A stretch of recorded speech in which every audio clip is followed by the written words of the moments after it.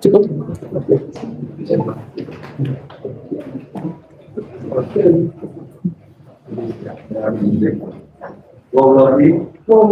Demi Allah saya bersumpah. Demi Allah saya bersumpah. Saya akan memberikan keterangan. Saya akan memberikan keterangan Yang sebenarnya. yang sebenarnya. Menurut pengetahuan. Menurut pengetahuan. Dan pengetahuan. Dan pengetahuan. Saya. Dengan. Sebenar-benarnya. Ya, silakan.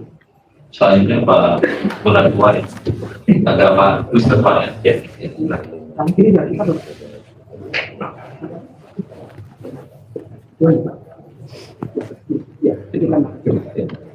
Saya berjanji bahwa saya sebagai ahli akan berikan pendapat, akan memberikan pendapat soal yang dikemukakan. Soal ini menurut pengetahuan yang saya dan saya sebaik-baik dengan sebaik-baik. Semoga Tuhan, semoga Tuhan mohon saya kalau saya cukup. Dikembalikan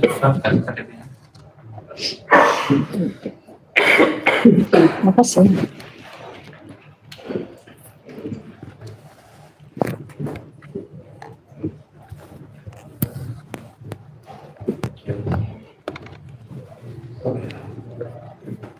lebih dahulu dari Dokter Tifa lebih dahulu. Ibu Tifa dulu ya, Pak Bona keluar dulu ya.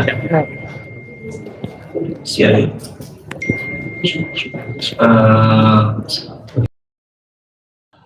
Gugatan kami ini hanya mempermasalahkan satu hal saja, yaitu ijazah S1-nya Joko Widodo sebagaimana versinya Dian Sandi itu. Jadi spesimen itu yang kita masalahkan. Jadi gugatan ini tidak mempermasalahkan ijazah selain itu.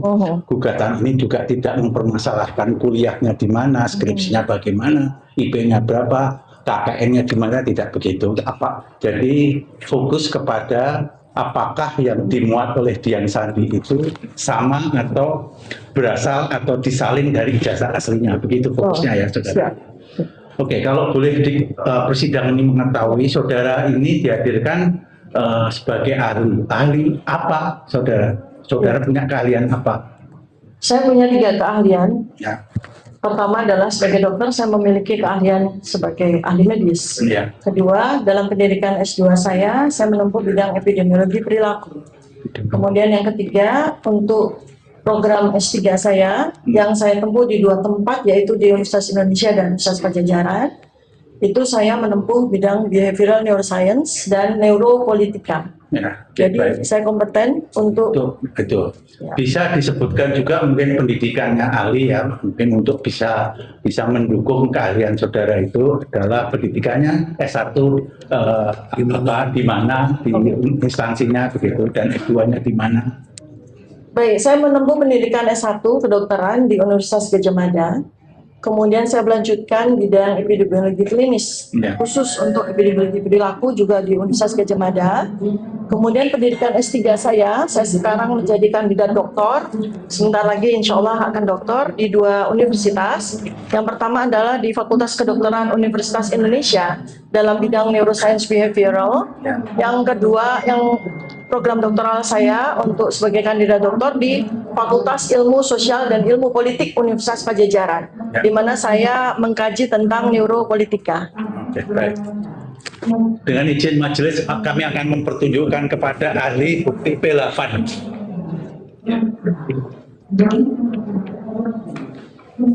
P8 ya? P8.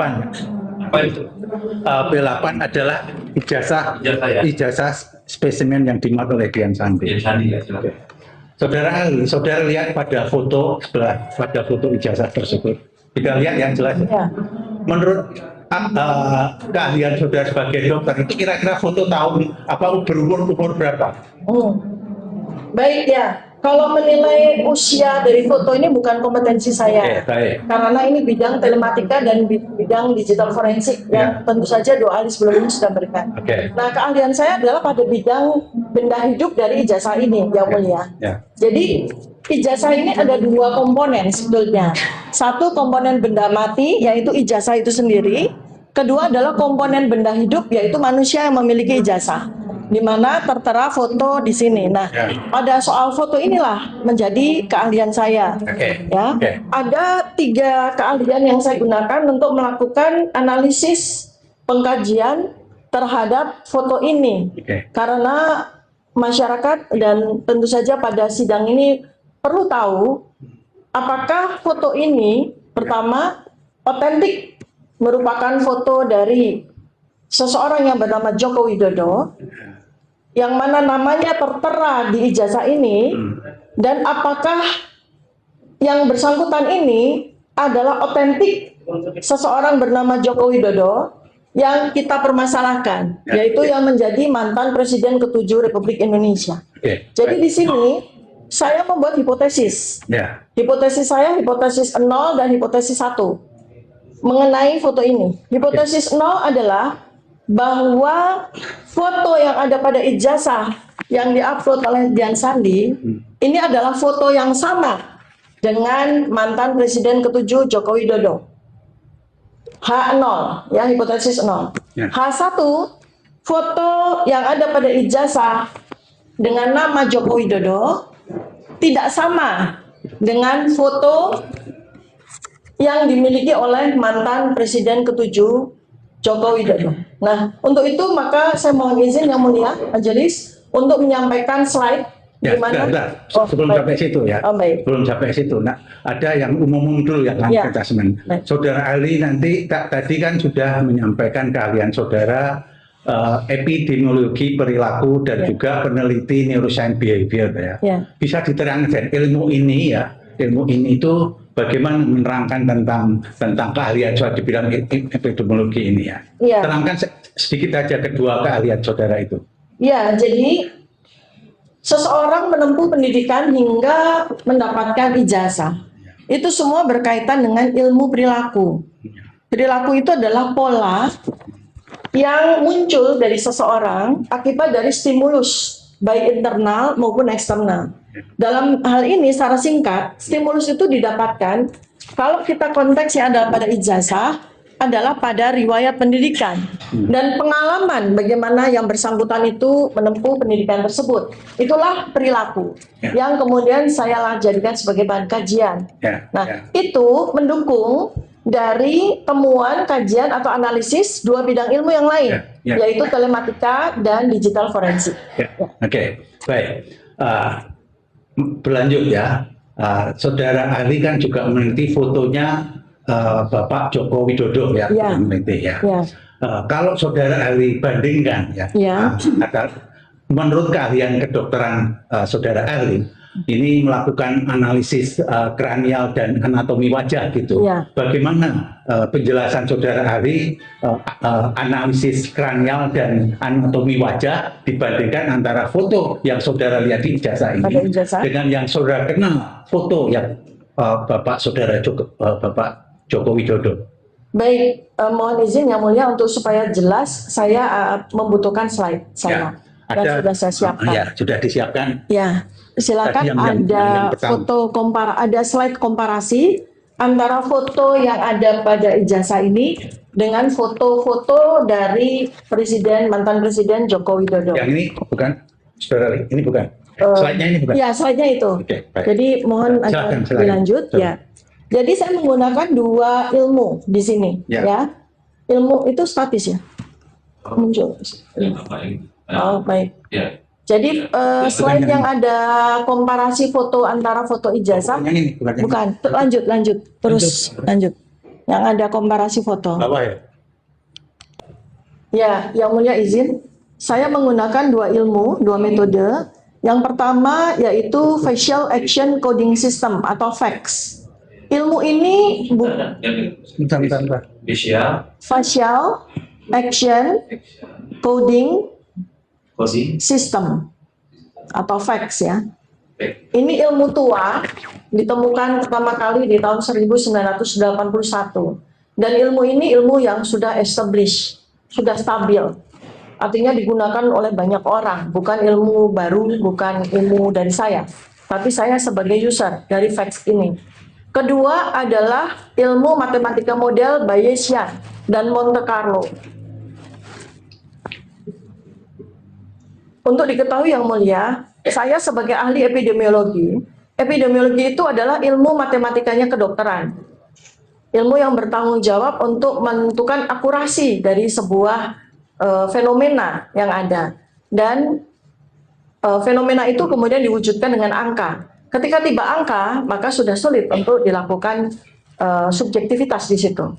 Jadi saya membutuhkan kedua ilmu itu agar saya menjauh dari analisis saya. Sehingga yang keluar itu adalah hasil dari facial action coding system itu sendiri dan keluar dari matematika model Bayesian Monte Carlo. Jadi saya berlepas diri sehingga hasilnya apapun itu objektif. Mohon untuk lanjut Pak. Jadi yang ada komparasi foto. Ini sangat penting yang mulia. Yang foto. Terus di scroll. Di sini ini kan. Nah, ya ini satu dulu. Ya. Oke. Jadi karena spesimen yang ada ini dalam bentuk digital itu menunjukkan sebuah foto yang tidak terlalu jelas, sehingga ketika saya lakukan metode FACS facial action coding system maupun saya hitung dengan Bayesian itu harus dilakukan penajaman terhadap foto ini. Oleh karena itu maka saya menggunakan teknologi untuk menghilangkan noise noises atau bayang-bayang atau kabut ada fog, ada noise dan sebagainya, sehingga kemudian muncul foto yang lebih clear yang ada yaitu pada foto sebelah kanan jadi ini berbasis teknologi.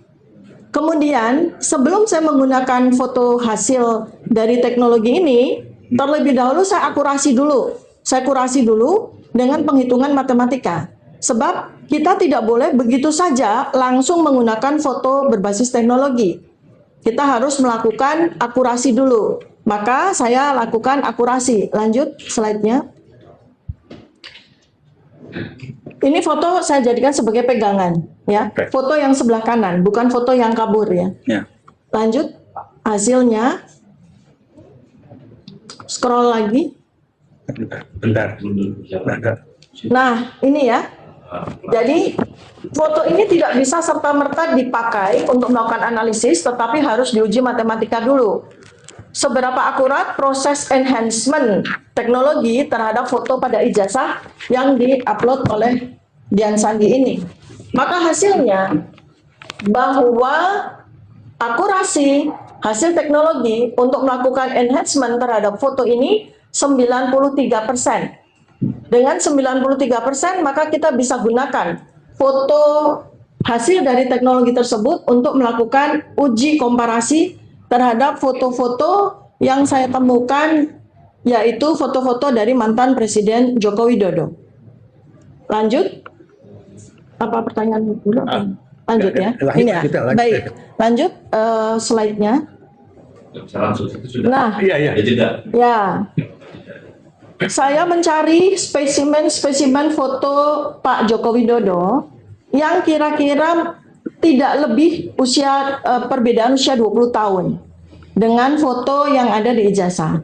Dengan asumsi bahwa sesuai dengan penjelasan yang disampaikan bahwa seseorang bernama Joko Widodo yang memiliki ijazah ini lulus di tahun 1985, berarti kisaran usianya antara 24 sampai 25 tahun, maka saya harus mencari foto yang kurang lebih mendekati. Ternyata hasilnya dari ratusan foto yang diklaim sebagai foto dari Pak Joko Widodo mantan presiden, sulit sekali mendapatkan foto yang kurang lebih usianya sama. Karena ternyatanya ini tidak saya ungkapkan pada sidang ini karena tidak terlalu relevan, tapi saya perlu sampaikan yang mulia, bahwa foto-foto yang kisaran usianya 24-25 tahun itu bukan foto dari Pak Joko Widodo. Jadi banyak di internet atau di media itu mengatakan ini Pak Joko Widodo, ternyata setelah saya akurasi ternyata itu bukan fotonya Pak Joko Widodo. Jadi banyak foto yang diklaim sebagai fotonya Pak Joko. Nah, termudah yang saya temukan adalah 4 spesimen ini, di mana menurut perhitungan matematika kisaran usia dari foto-foto ini antara 39 tahun hingga 42 tahun. Artinya dengan matematika model, ketika kita komparasi antara foto yang kurang lebih berusia, yang bersangkutan yang difoto itu berusia sekitar 25 tahun, maka kita masih diizinkan oleh matematika untuk mengkomparasikannya dengan foto yang usianya sekitar 15 tahun. Bentar, Saudara ahli. Tadi kan Saudara ahli mengatakan yang Saudara ketemukan yang usia 25 tahun itu bukan. Saudara ahli bisa memberi contoh pas kejadian apa itu, pas ada yang diakui sebagai fotonya Jokowi padahal menurut Saudara ahli itu bukan, itu yang kejadian di mana itu? Tapi saya tidak menyampaikan di sini, nggak apa-apa. Ya, Jadi narasi saja. Narasi, ya. Jadi ini yang mulia, ini perihal foto dan sejarah kronologi dari riwayat hidup Pak Joko Widodo mantan presiden sedang saya lakukan ongoing research. Jadi tetapi saya karena ada pertanyaan dari Bapak pengacara, maka saya perlu sedikit highlight ya, bahwa saat ini saya dan tim sedang melakukan penelitian tentang jejak sejarahnya Pak Joko Widodo, kisaran antara tahun 2000 sampai tahun 2005, di mana di situ banyak sekali spesimen yang termuat baik di media resmi maupun di media sosial media, itu yang diklaim sebagai foto-foto dari Pak Joko Widodo di masa muda. Tetapi foto-foto tersebut sudah kami kalibrasi, sudah kami akurasi. Ada foto-foto yang berkacamata, berkumis, ada foto yang tidak berkacamata dengan rambut yang agak tipis, ada yang foto yang berkacamata tidak berkumis dan seterusnya. Jadi ada sekitar 200 foto yang sedang kami teliti. Nah, jadi itu yang memang menunjukkan ini sebuah bukan sebuah asumsi ya. Jadi saya sebagai ahli tidak boleh melakukan spekulasi, tapi saya boleh menarik asumsi bahwa pada masa itu tidak ada fotonya. Iya, foto yang identik atau foto yang jelas tentang sosok yang kemudian nanti akan menjadi wali kota, gubernur, dan presiden itu sulit untuk ditemukan. Jadi yang terakhir yang bisa paling mudah yang bisa saya temukan adalah paling tidak 4 foto ini sebagai uji komparasi. Nah, lanjut. Izin lanjut slide, Bapak. Ini yang mulia, yang saya gunakan adalah ilmu kedokteran dasar dulu ya, anatomi morfologi dulu. Jadi ini adalah ilmu yang biasa-biasa saja. Sebetulnya semua dokter kalau sedikit belajar langsung bisa menggunakan ilmu ini.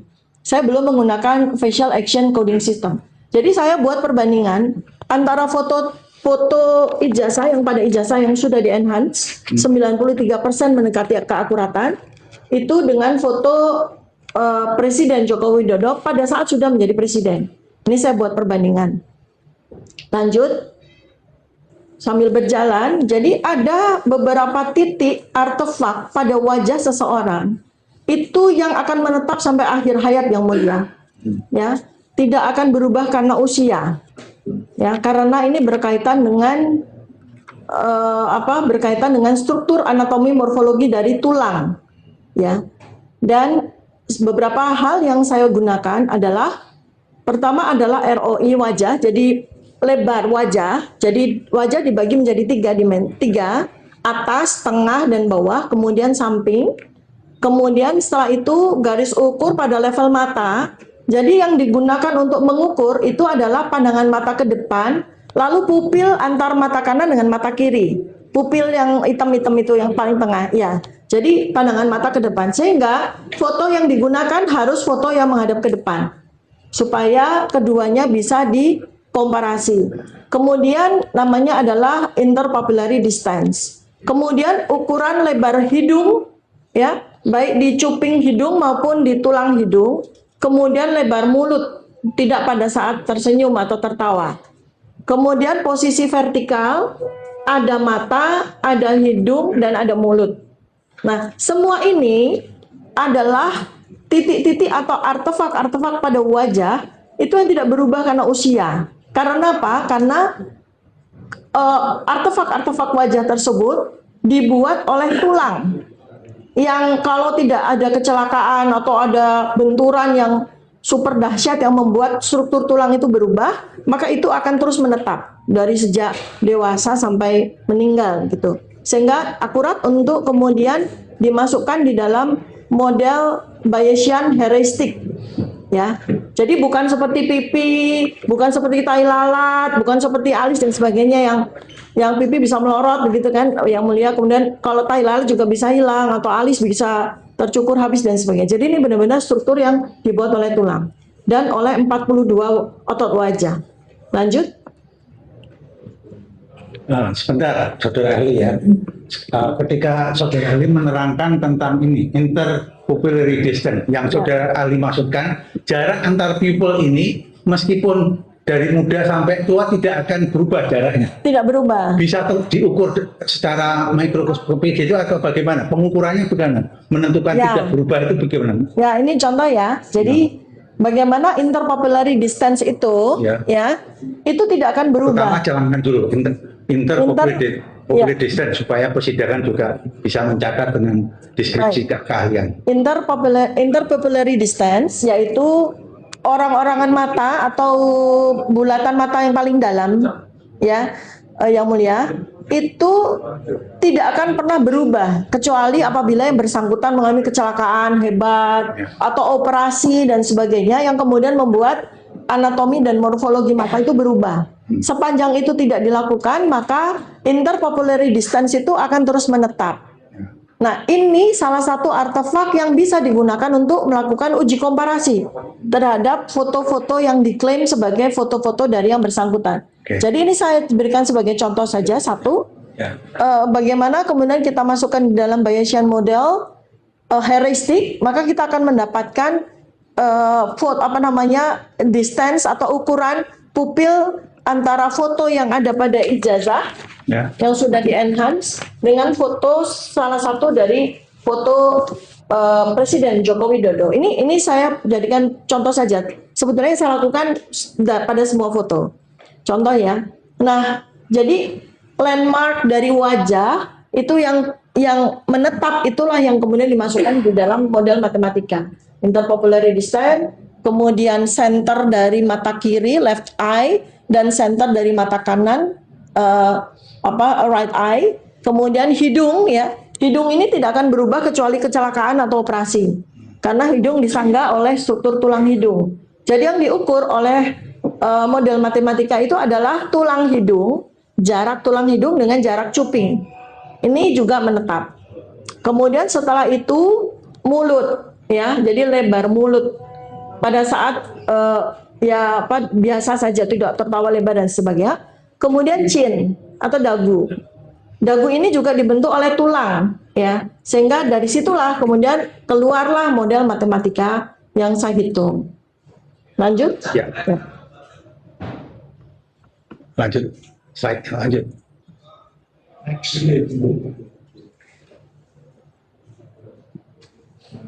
Jadi pada perhitungan scientific eksakta kita membutuhkan gold standard atau standar baku emas ya. Jadi foto inilah yang dipakai sebagai standar baku emas. Karena kita yang kita uji pada CLS ini kan foto ini ya. Jadi standar baku emas, sehingga foto manapun yang itu adalah foto dari mantan Presiden Joko Widodo, kita standar baku emaskan dengan foto yang ada di ijazah ini ya. Jadi hasilnya Bayesian model Bayes faktor dan posterior itu menunjukkan apakah foto yang ada pada ijazah seseorang bernama Joko Widodo itu sama dengan foto-foto serial dari mantan Presiden Joko Widodo. Hasilnya adalah secara singkat, karena itu rumusnya panjang sekali, saya singkat, bahwa kesamaannya ya angkanya itu ya prior kesamaannya itu hanya 13,4%. Sedang prior different atau perbedaan itu sampai 86,6%. Artinya, Bayesian berkata, memberikan simpulan bahwa foto yang ada pada ijazah yang diupload oleh Dian Sandi berbeda sebesar 86,6% dengan foto-foto Presiden Joko Widodo manapun. Oke. Bisa dengan tegas saudara semua, berarti itu bukan. Ya, artinya Bukan itu yang ada di foto itu bukan Joko Widodo yang menjadi presiden RI ke-7 itu. Saya harus menggunakan kalimat saintifik. Ya, silakan. Tadi saya sudah membuat hipotesis 0 dan hipotesis 1. Ya. Hipotesis 0 mengatakan bahwa foto yang ada pada ijazah seseorang bernama Joko Widodo ini sama dengan foto dari No. mantan Presiden Joko Widodo. Ternyata Bayesian membuktikan sebaliknya. Ya. Bayesian membuktikan bahwa ada perbedaan sebesar 86,6%. Dari sini disimpulkan bahwa H0 atau hipotesis 0 patah.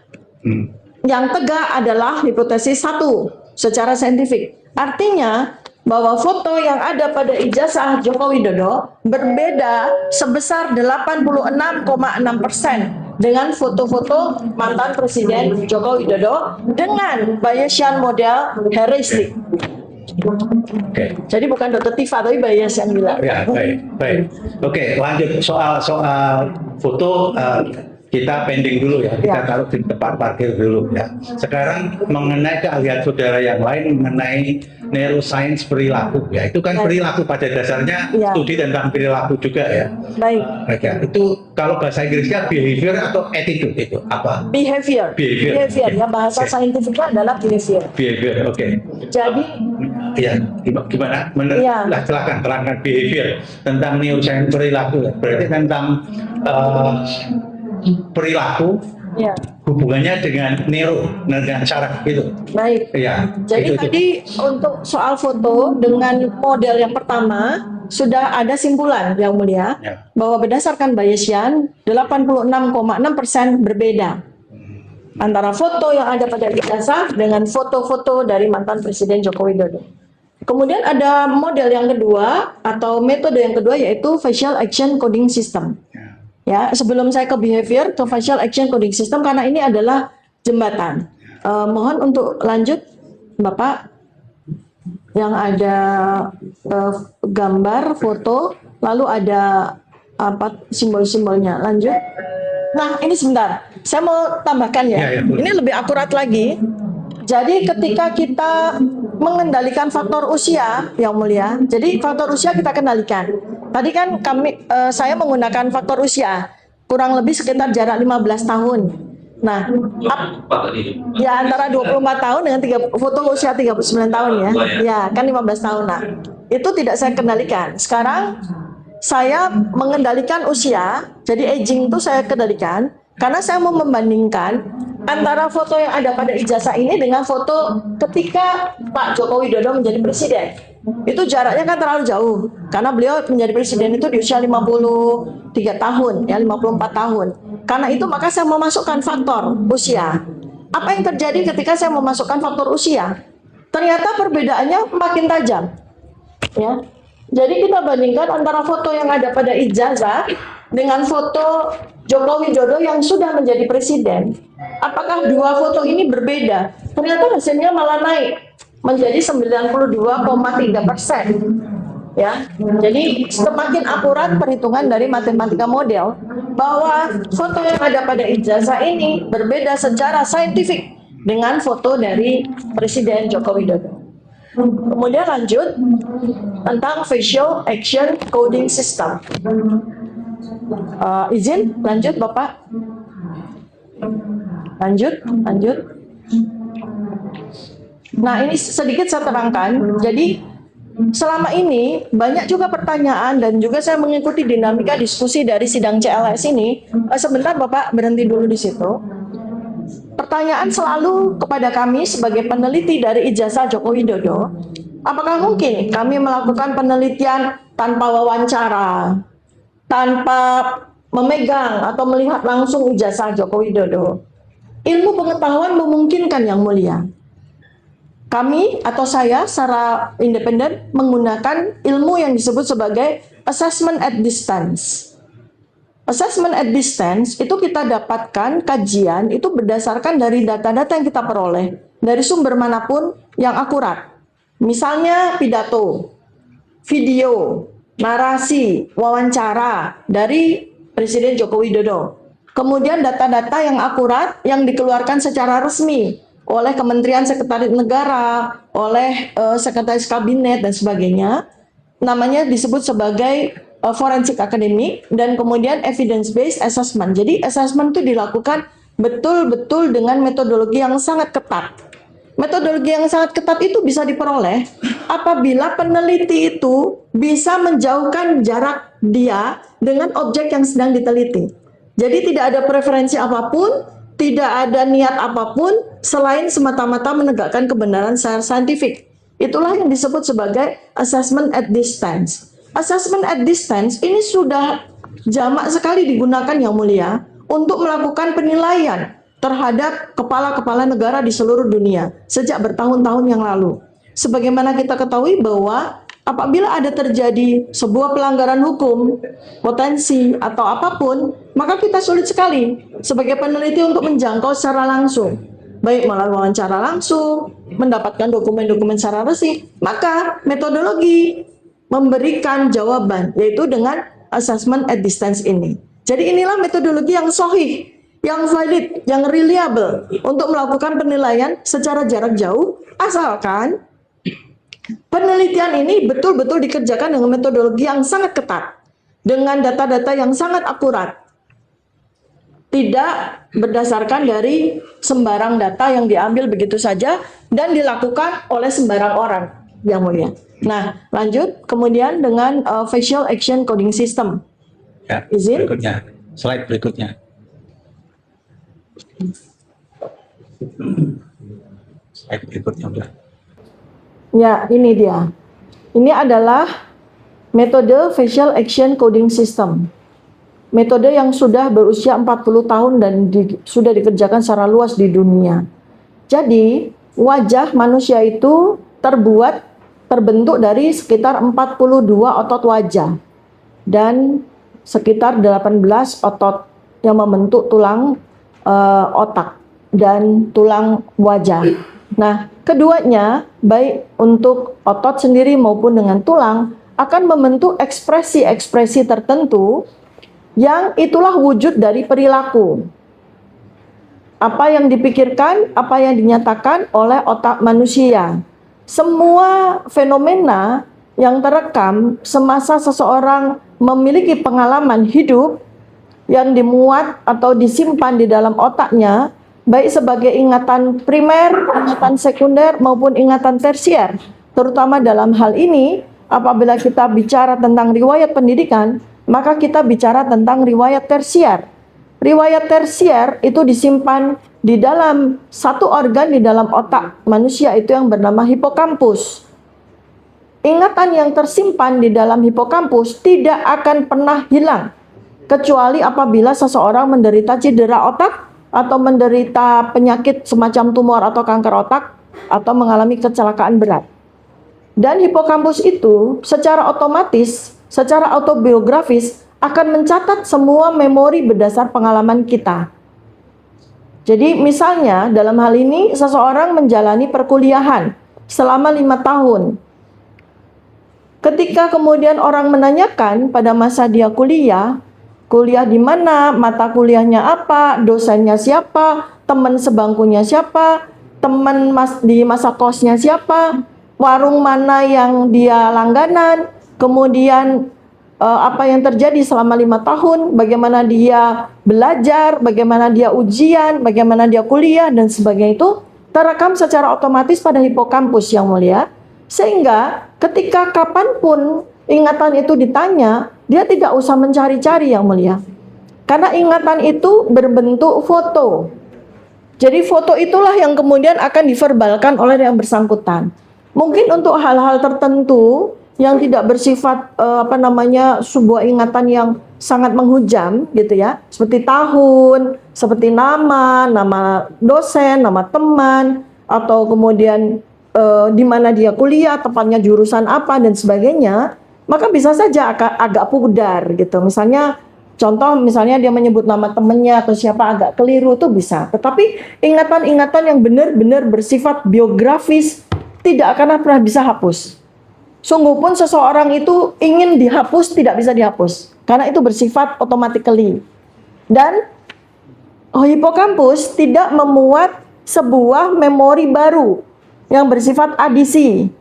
Misalnya seseorang itu, saya berasumsi ya, misalnya ada seseorang yang dia mengaku kuliah di Universitas Gadjah Mada atau Universitas Indonesia lah, ya.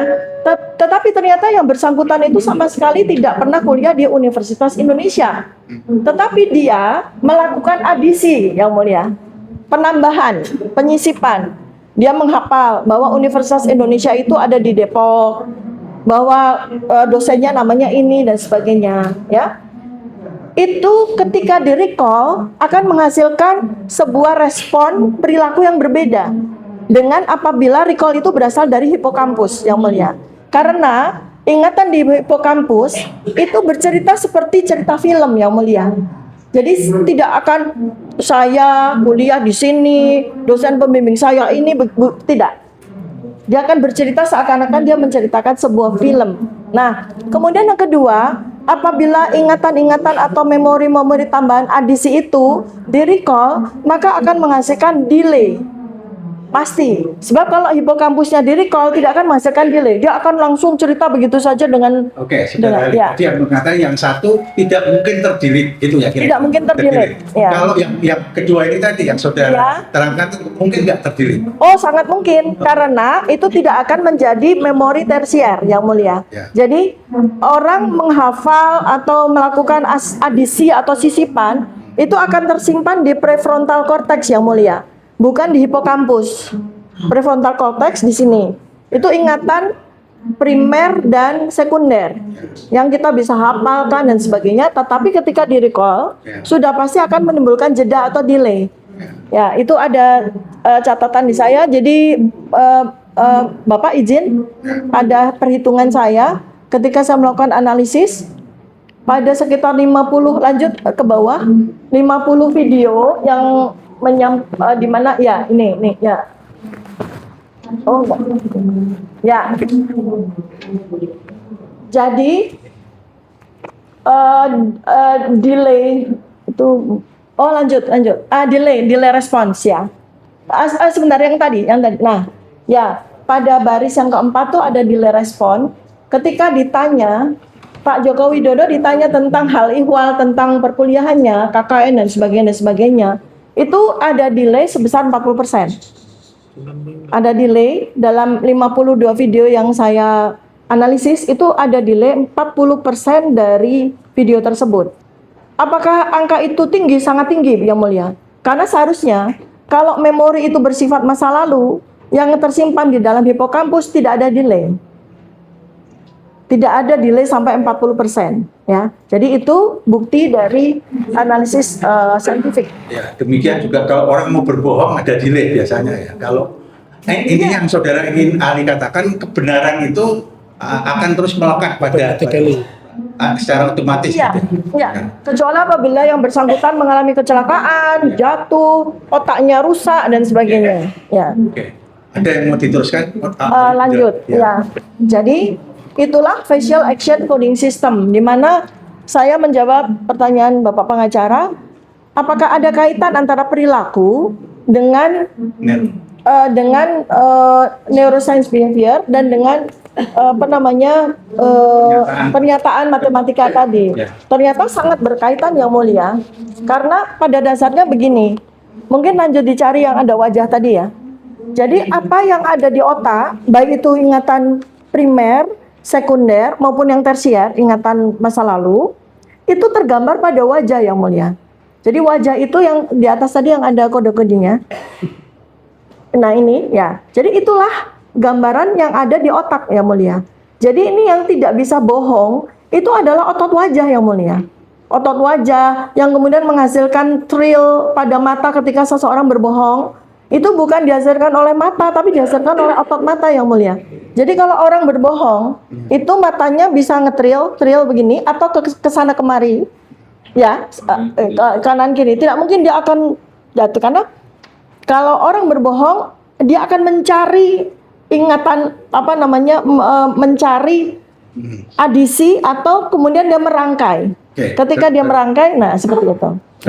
Saudara Ali pernah mendengar mesin poligraf ya pernah. Ya, lie detector ya. Ya, itu istilah lie detector. Ya. Bagaimana penjelasan ahli hubungan dengan lie detector? Apakah lie detector seakurasi yang saudara ahli sampaikan? Nah, memang itu ada dua alat yang berbeda. Kalau lie detector atau termasuk keahlian saya, iya. Jadi saya ingin menjelaskan yang mulia. Kalau lie detector itu yang dilakukan analisis itu adalah detak jantung yang berkaitan dengan hormon. Jadi seseorang berbohong, itu akan ada hormon yang keluar yang mulia, namanya kortisol, hormon cemas dan adrenalin serta noradrenalin. Nah itu kemudian akan memacu jantung yang mulia. Nah itulah yang kemudian dibaca oleh poligraf atau lie detector.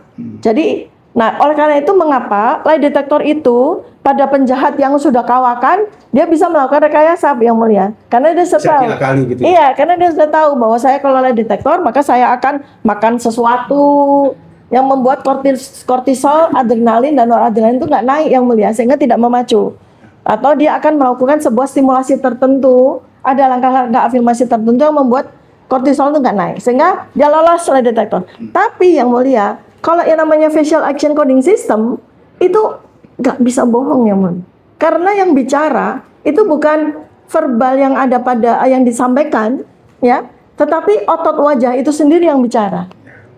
Ya. Kita bisa lanjut pada topik yang nanti bisa kembali kalau menurut aku kita perlukan ya. Ini kembali ke soal perilaku ya, yang juga merupakan keahlian saudara kan ya. Saya akan menyampaikan suatu fakta ya, saudara ahli ya. Ada fakta bahwa Joko Widodo itu pernah memperlihatkan ijazahnya itu, ya, ijazah S1-nya itu di kediamannya dengan mengundang wartawan. Ingat ya fakta itu, kira-kira bulan April tahun lalu lah ya. Terus di kediamannya itu, namun kemudian beliau melarang dengan keras melakukan pemotretan ya. Nah, saudara sebagai ahli neuroscience ya, bisa menganalisis perilaku seperti ini itu apa? Perilaku apa itu sebetulnya? Menunjukkan apa kok tidak mau transparan gitu. Itu dalam ilmu neuroscience behavior itu namanya ada dua istilah. Namanya cognitive dissonance dan transparency illusion atau ilusi transparansi. Nah, Pak Joko Widodo itu melakukan hal tersebut. Dalam asli cognitive dissonance itu dia menggunakan power sebagai mantan presiden yang masih dihormati, dan kemudian dia melakukan pemilihan terhadap siapa-siapa yang masuk ke rumahnya untuk diperlihatkan ijazah yang diklaim sebagai ijazah. Ya. Soal ini ilustratif transparan itu penjelasannya bagaimana? Cognitive dissonance dulu. Ya. Jadi dia yang digunakan sebetulnya adalah bagaimana situasi itu memanipulasi sekitar 25 wartawan yang masuk untuk kemudian wartawan tersebut itu ketika keluar dia menyampaikan bahwa mereka sudah melihat ijazah. Itulah disebut sebagai cognitive dissonance, kebingungan kognitif. Orang menjadi bingung, buyar lagi yang masyarakat di luar. Ya kan ada, tapi dari mana dia tahu ada ijazah? Ya dari orang-orang yang boleh masuk tersebut. Sementara kita tidak pernah tahu yang terjadi di dalam, apakah betul yang bersangkutan itu betul-betul menunjukkan ijazah, ataukah orang-orang itu diberikan skrip untuk kemudian ketika keluar, dia disuruh berkata bahwa dia sudah melihat ijazah tersebut. Itulah yang namanya secara neuroscience namanya cognitive dissonance. Kedua adalah transparency illusion atau ilusi transparansi. Jadi ilusi. Jadi masyarakat Indonesia dengan adanya wartawan yang diminta masuk, kemudian wartawan itu diminta juga setelah keluar itu menyatakan bahwa mereka sudah melihat ijazah, kita seluruh masyarakat itu diberi ilusi. Ilusi bahwa beliau sudah transparan loh, sudah menunjukkan loh gitu ya. Itu yang disebut sebagai ilusi, dan itu adalah ilmu perilaku yang merupakan sebuah ilmu manipulasi gitu. Ya. Nah, apakah penjelasan yang sama juga berlaku untuk peristiwa di Polda Metro Jaya ketika para peserta gelar perkara itu hanya ditunjukkan 5 menit tapi tidak boleh pegang dan tidak boleh foto. Apakah penjelasan saudara ahli sama dengan peristiwa itu? Sama persis, Pak, sama iya. persis, ditambah satu lagi yang namanya cognitive overload. Ya, yang ini kalau yang terjadi di Polda Metro Jaya ya, Ya. karena jadi ada 3. Pertama adalah cognitive dissonance, karena dari antara peserta yang hadir pada gelar perkara khusus yang mulia, itu ada seseorang yang kemudian menyatakan bahwa saya melihat ijazah asli, ada emboss, ada watermark. Itulah namanya cognitive dissonance. Yang kemudian yang kedua adalah ilusi transparansi. Jadi seakan-akan memang betul kita semua yang hadir pada gelar perkara khusus itu melihat secara transparan. Atau Polda Metro Jaya itu melakukan sebuah transparansi. Padahal yang terjadi adalah ijazah itu diperlihatkan, lembaran dokumen tersebut diperlihatkan hanya dalam waktu kurang lebih 5 menit dari kejauhan. Itulah yang namanya ilusi transparansi. Tambah lagi cognitive overload. Kenapa? Karena ijazah itu ditunjukkan pada hampir tengah malam yang mulia, di mana pertemuan gelar perkara khusus itu sudah terjadi kurang lebih sekitar 7 jam, di mana peserta gelar perkara itu sudah overload, sudah tidak mampu lagi untuk melakukan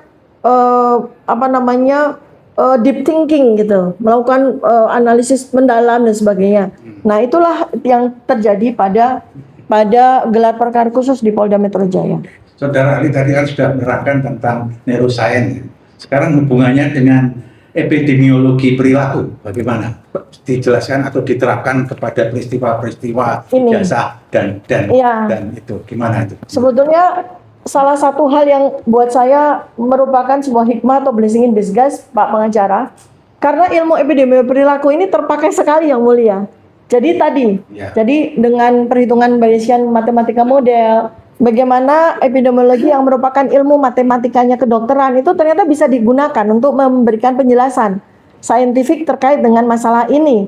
Dan kemudian ilmu perilaku itu bisa kemudian dilakukan kuantifikasi, saintifikasi dengan menggunakan matematika.